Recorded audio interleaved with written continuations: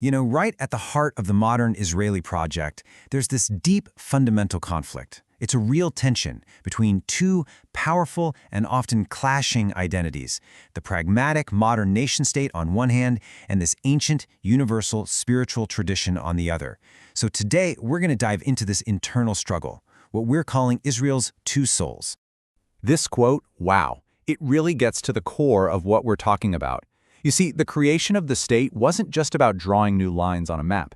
It was a huge shift away from a deep, mystical way of seeing the world and towards something much more grounded, political, and, as some would argue, spiritually shallower. We're going to unpack exactly what that metaphysical retreat really looks like. Okay, so let's start with that first soul, this Jewish spiritual tradition that is just profoundly deep, mystical, and really universal in its outlook. And I want to be clear, this isn't just about organized religion.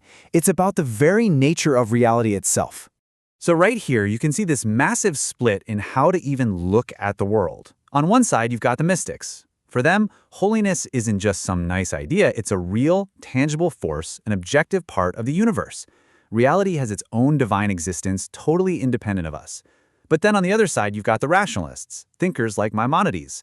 For them, reality is more of a social or institutional system. Holiness and law, they're brilliant, God-given tools for organizing human life, not necessarily reflections of some hidden supernatural order. And that difference?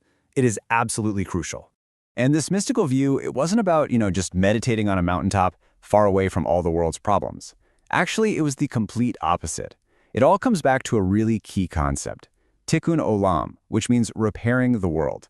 This tradition saw spirituality as a mission to actively get your hands dirty, to engage with and transform the material world, to fix what's broken using divine principles. It was a very hands-on, world-embracing kind of spirituality. This way of thinking is often called the Sephardic spirit, rooted in the Jewish communities of Spain, Portugal, and the Middle East. It was famously global in its outlook, totally open to science, and really focused on an inner transformation, one that saw the divine inside the world, not somewhere separate from it. It was a spirit that wanted to understand and elevate creation, not just control it. All right, so now we have to talk about how this incredible spiritual tradition just smashes right into Israel's second soul, the modern pragmatic state, a political project born out of pure crisis and focused above all else on survival. Yeah, it's so important to remember this. The Zionist revolution was, at its core, a secular movement. Its founders weren't trying to build some kind of mystical utopia. No way. They were revolutionaries, and they were responding to centuries of persecution with a radical political solution, a sovereign nation-state that could finally guarantee the physical safety of the Jewish people. The philosopher Herbert Marcuse, he really captured this practical goal perfectly. The objective was profoundly simple: create a place free from fear and oppression.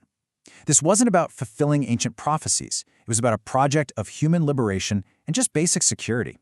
And his colleague Max Horkheimer put it even more simply. For him, the absolute bottom line was Israel's role as an asylum, a safe harbor in a heartless world. And this idea, the state as a physical refuge, it became the #1 priority, pushing all those older metaphysical ideals way into the background.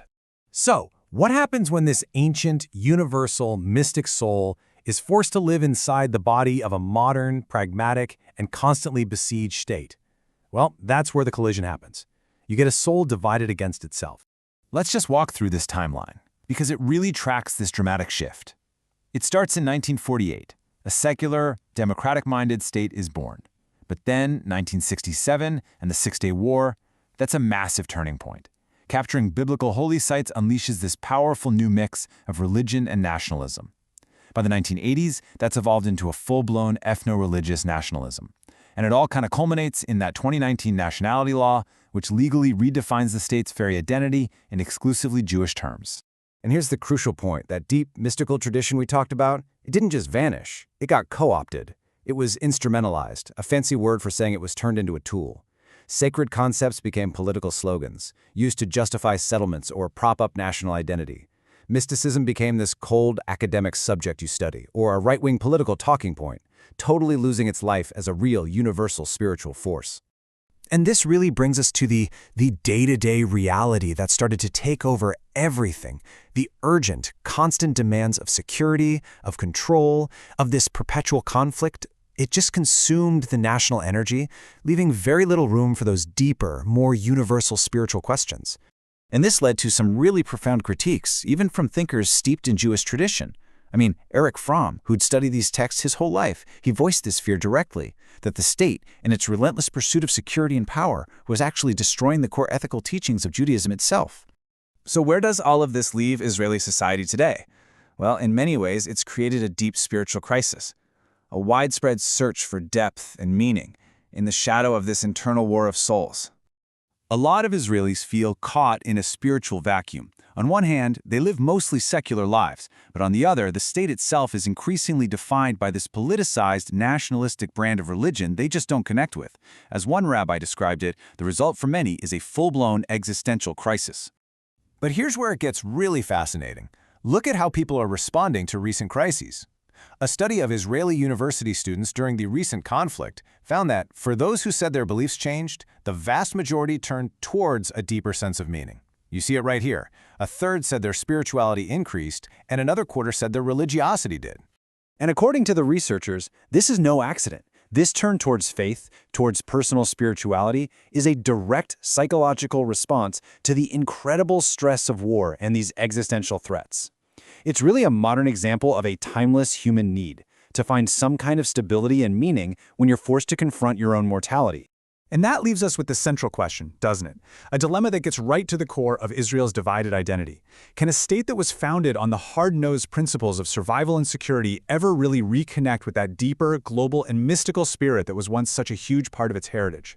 It's a question that I think Israel is still grappling with every single day.